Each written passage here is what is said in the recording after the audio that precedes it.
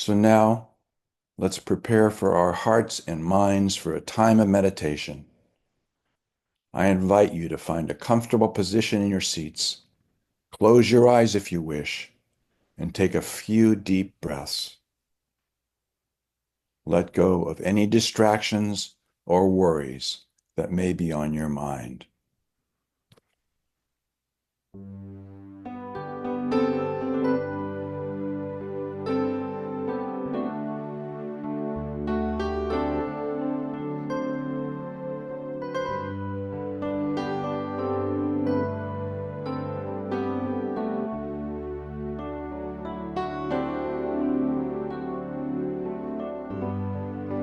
God before me,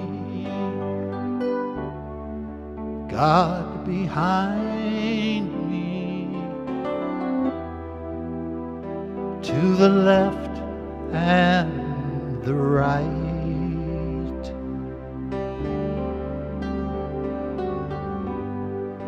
God above me, God below me,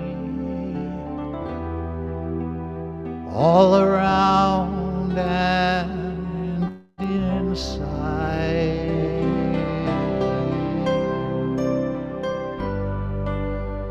God above me, God behind me, to the left and the right.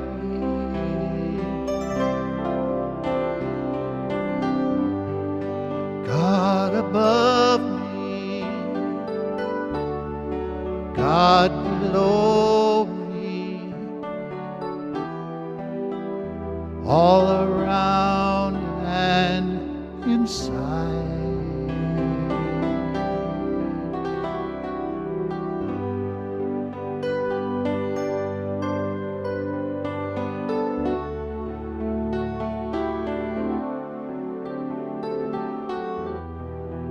All around and inside.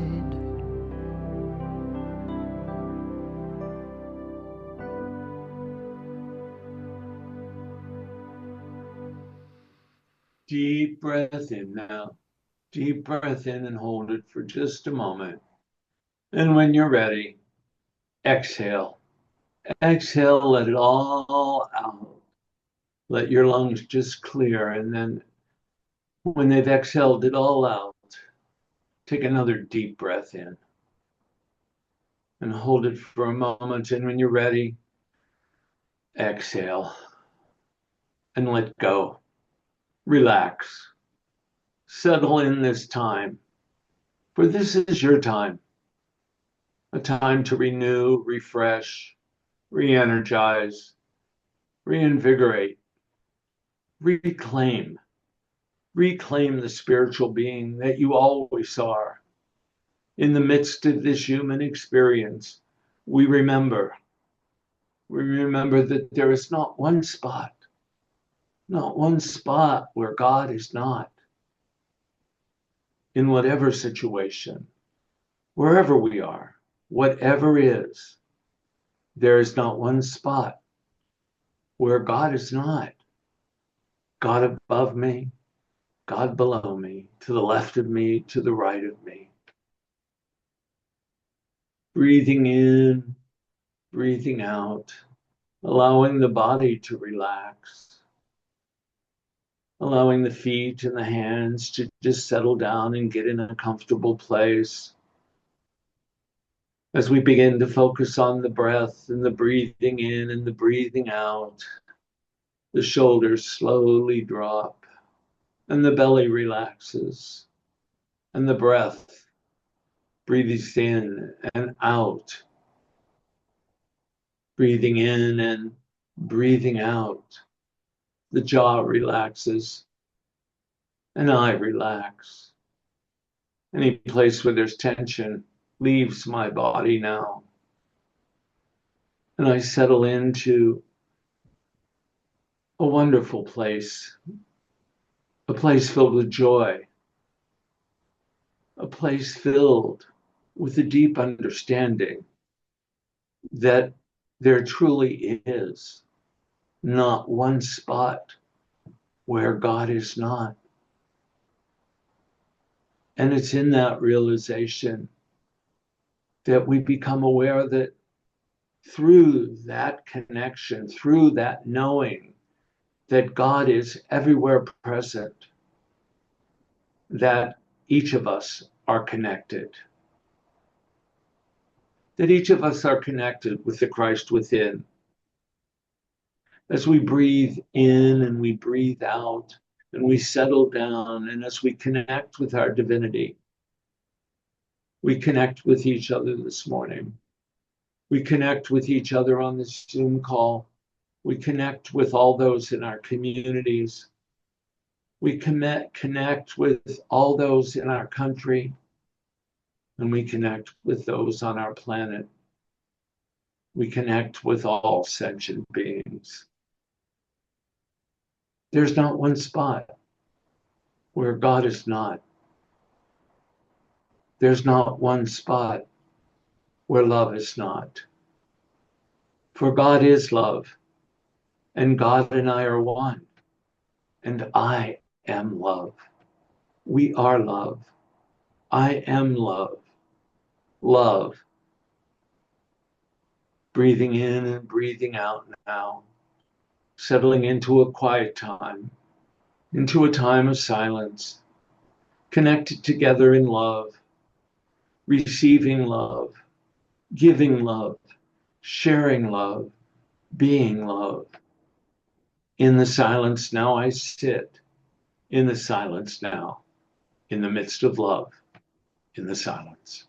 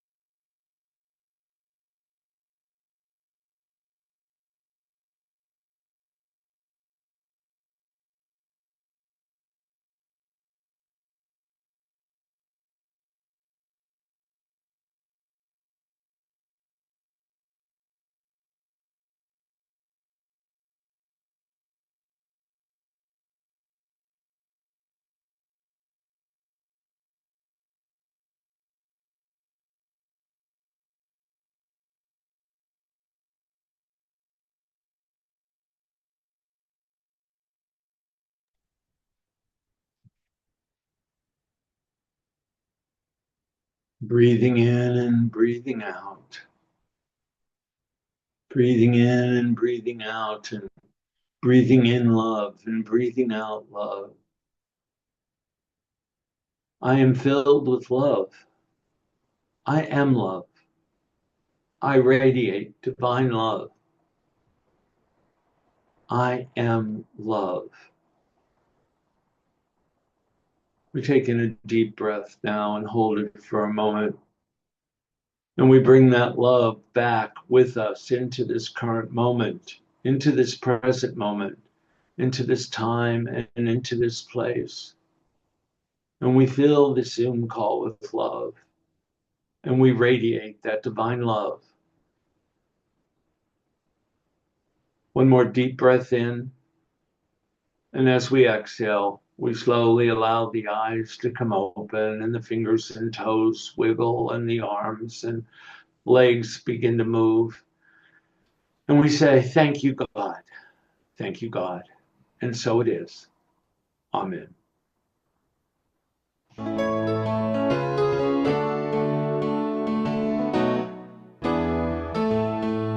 Well, as a person thinketh, that's what their life becomes. That's why some folks get the caviar, some just get the crumbs. It's a fundamental principle, not just a rule of thumb, that as a person thinketh, that's what their life becomes.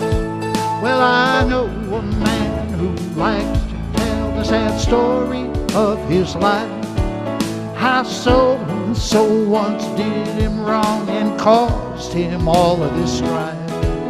Too bad the man can't understand that he gets the tune he strums, 'cause as a man thinketh, that's what his life becomes. That as a man thinketh, that's what his life becomes.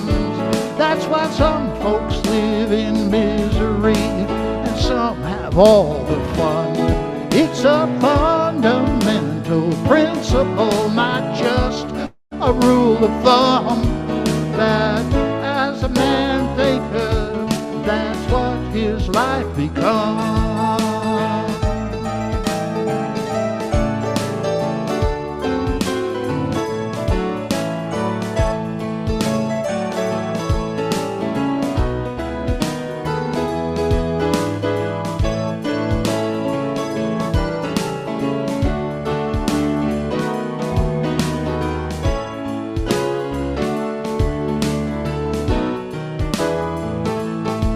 And I know a woman who finds the good in everything she sees, who never doubts her power to manifest whatever she may please.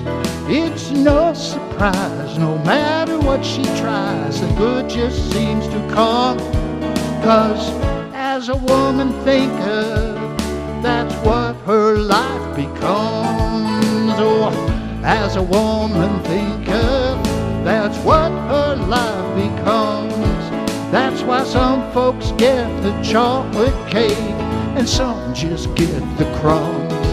It's a fundamental principle, not just a rule of thumb, that as a woman thinketh, that's what her life becomes.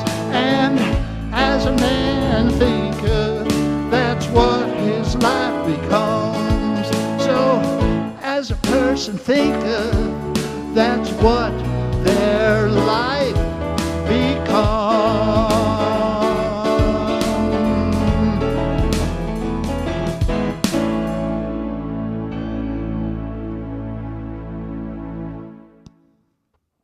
David Trolley, the music ministry of David Trolley.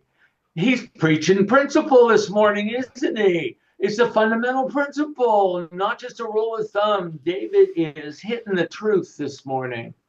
And don't we know that that's the truth? What you think is what you get. What you think is what you get. What you think is the reality you create. What are you thinking? What have you been thinking? What are you going to think going forward?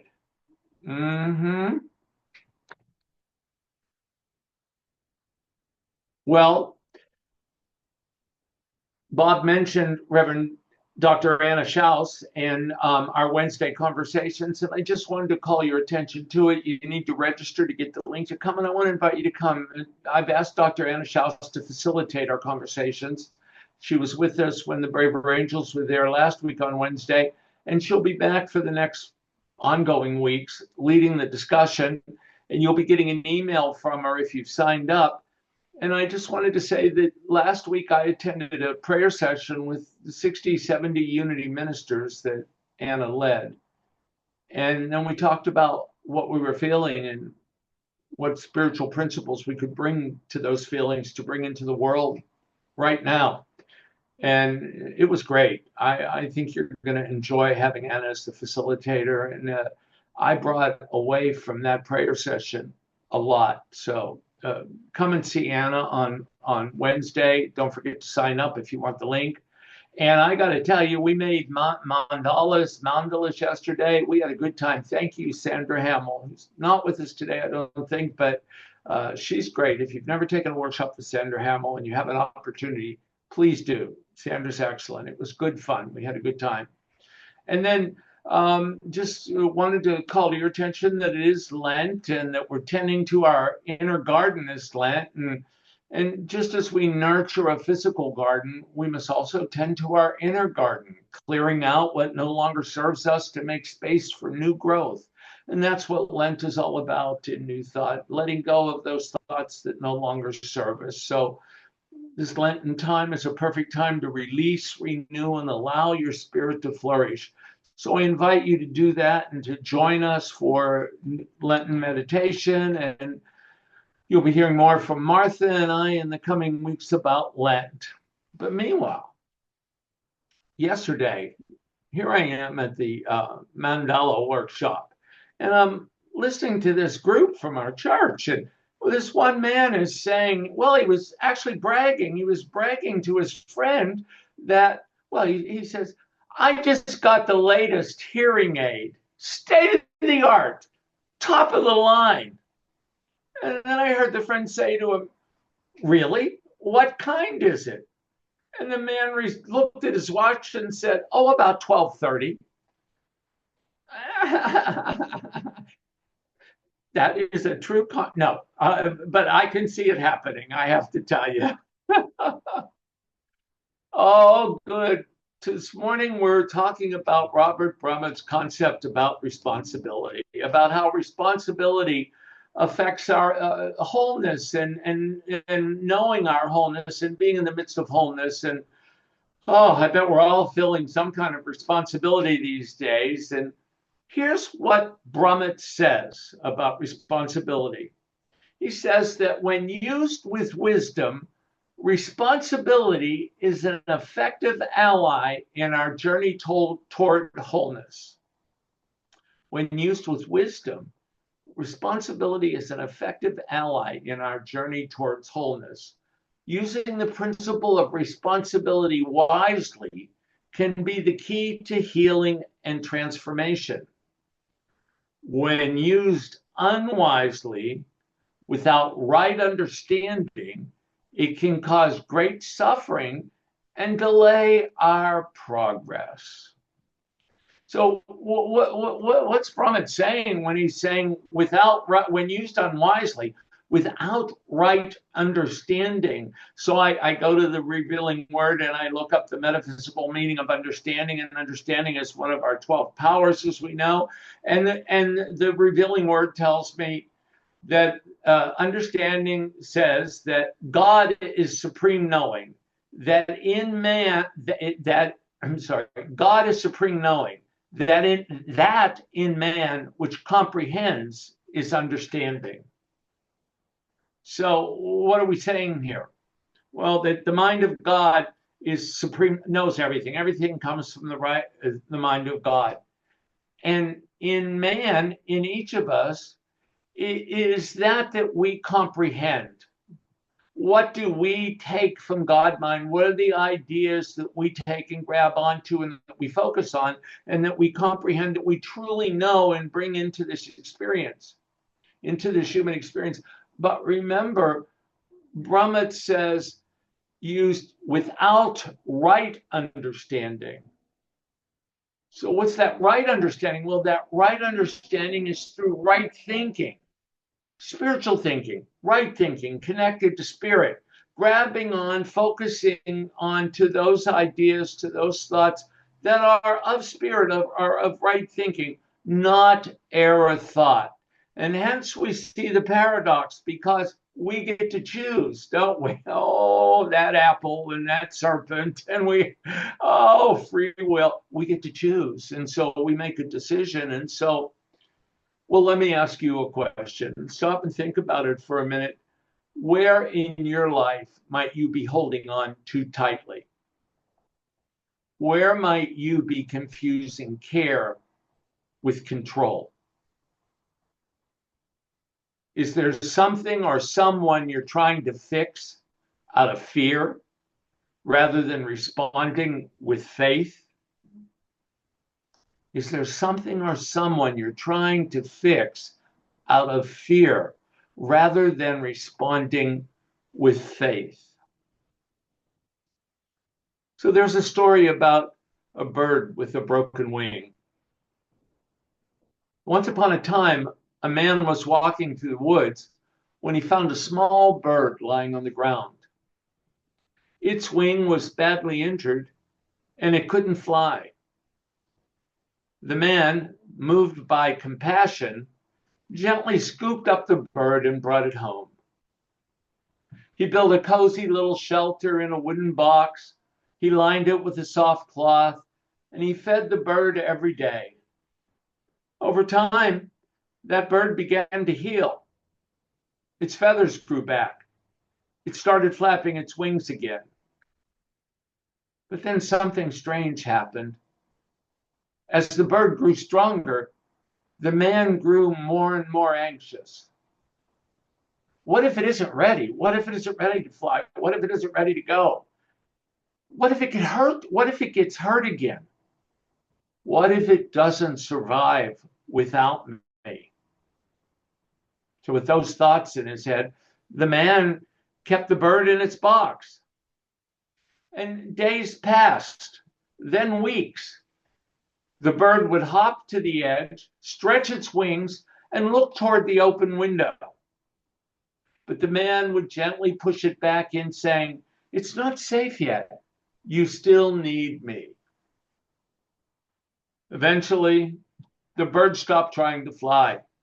It grew quiet. It lost its spirit.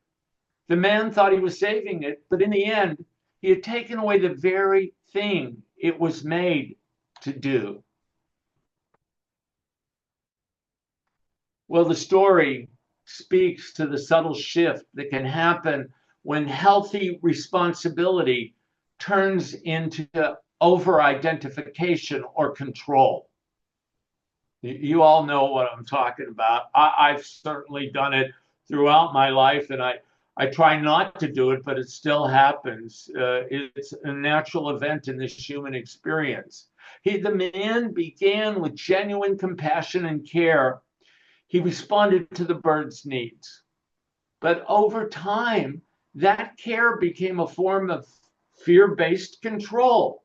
He stopped responding to the bird's needs and started responding to his own fears and need to feel needed. Yeah.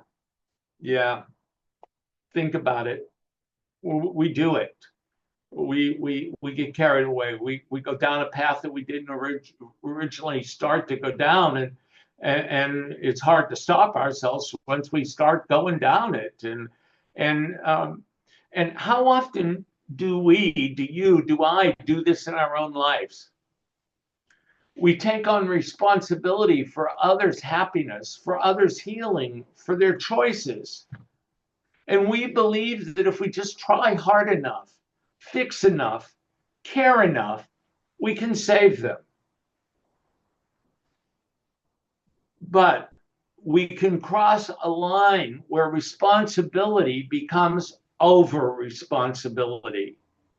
And instead of empowering others, we end up disempowering them. And we end up disempowering ourselves. So Brahma teaches us that spiritual responsibility is not about control. It's about awareness. It's about compassion. It's about clarity. It's about knowing where our responsibility ends and where another's begins. It's about asking, what is mine to carry and what is not? Robert's core message then is that responsibility is a double-edged sword. That taking responsibility is essential to spiritual growth. It empowers us to act with integrity, with awareness, and with compassion. However, when it's misunderstood, responsibility becomes a burden. And when it becomes a burden, what happens? It begins to lead to guilt, to lead to blame, to lead to shame, especially when we take responsibility for things outside of our control.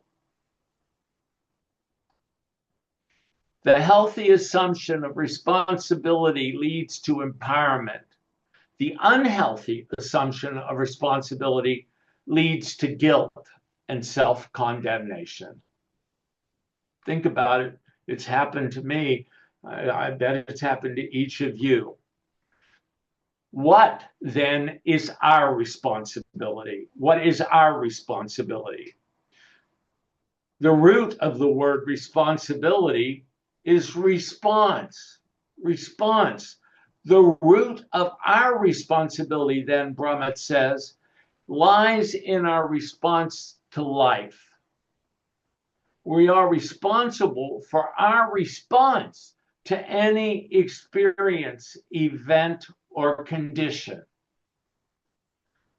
We are responsible for our response to any experience, event, or condition. Think about that for a few moments. Think about that as we have our conversations on Wednesday night, and as we focus on what is mine to do, what do I feel, and how can I bring spiritual principle, spiritual responsibility, what is mine to do in whatever the situation is and whatever it is that I'm feeling. The path to true empowerment is when we look at responding versus reacting. Responding versus reacting. When we take a breath before we move or say or do anything, unless our sympathetic nervous system is just go, flight, now. But otherwise, let the parasympathetic systems, let me react and not respond. The word responsibility can be broken down into response ability, the ability to respond consciously and compassionately. When we live from this space, we can recognize our part without overreacting. We can release what isn't ours to carry. Think about that. It felt so good, I had a chuckle. We can release what isn't ours to carry. And we actually then begin to affirm our own wholeness and the wholeness of others. So I invite you to reflect for a moment on a situation where you feel burdened by responsibility. Just take a minute and allow that to come into your mind if you're willing, where you feel burdened by responsibility. And ask yourself, what part is truly mine to carry? What part of that burden, what part of that responsibility is truly, truly mine to carry? And then, what do I need to release? What do I need to release?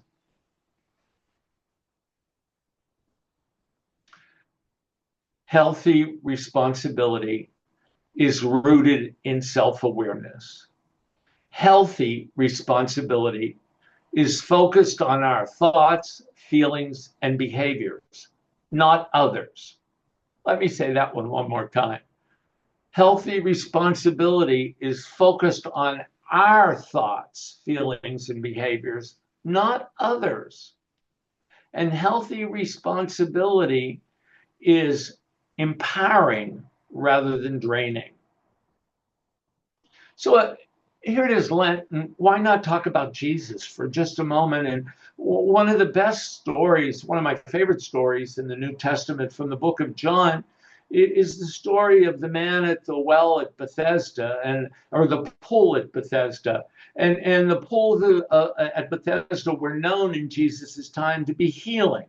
That it is said that an angel would come down from the heavens and stir up the waters of the pool of Bethesda, and the first one that would get in there would be healed. But you had to be able to get up and walk and get into that water to get healed. You had to take responsibility for it. And so here's Jesus walking through the throngs of people at the pool of Bethesda. And this man reaches up and grabs his garment and says, Jesus, heal me, heal me. And Jesus says, well, take yourself, go in the water. And the man says, I have no one to carry me. I can't get there on my own. And Jesus says to him, pick yourself up if you want to be healed and go into the water. And the man picks himself up and walks and gets in the water and finds healing. What a great metaphysical story. What a wonderful story to bring into our own lives. Pick yourself up. Take responsibility for what is yours to take responsibility for. Your own healing, for getting into the water, for getting into the right environment, for thinking the right thoughts, for moving forward in the right way by reacting, not responding. Rise up, take your bed and walk. This kind of responsibility allows us to respond to life rather than react from old wounds or from ego patterns. Unhealthy responsibility is going to take on the blame for others' choices. It's going to feel excessive guilt or shame for events outside of our control. Brahmat says, to wrap this all up, we can believe, think, say, or do whatever we choose. Responsibility is recognizing that we experience consequences for whatever we believe, think, say, and do. These consequences are not rewards for being good or punishments for being bad. Consequences are simply the natural results of our beliefs, thoughts, words, and actions. What a man thinketh, a man gets. What you think is what you get. Go out and think right thinking. Have a great week. Thank you very much. Take responsibility.